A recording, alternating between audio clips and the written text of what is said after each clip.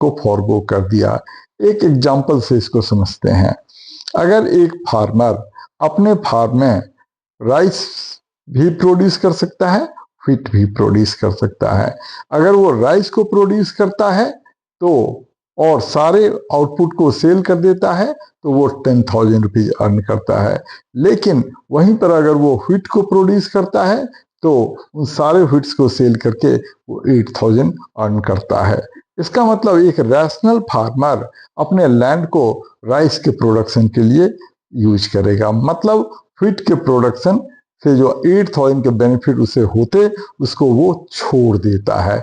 मतलब राइस के प्रोडक्शन का अपॉर्चुनिटी कॉस्ट, व्हीट का प्रोडक्शन से जो बेनिफिट होता वो होता है। अब नेक्स्ट कॉन्सेप्ट इंट्रोडक्शन चैप्टर में प्रोडक्शन पॉसिबिलिटी कर्व का है। इसके और 5 नाम होते हैं। ये बहुत ही इंपॉर्टेंट कॉन्सेप्ट है।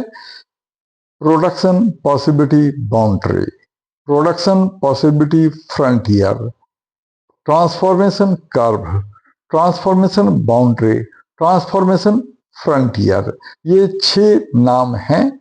कॉन्सेप्ट एक ही है, किसी नाम से क्वेश्चन आए सबका आंसर सेम होता है। तो ये प्रोडक्शन पॉसिबिलिटी कर्व का सबसे पहले डेफिनेशन समझेंगे। Production possibility curve is a diagrammatic presentation of production of combinations of two goods with full and efficient utilization of available resources and with given state of technology।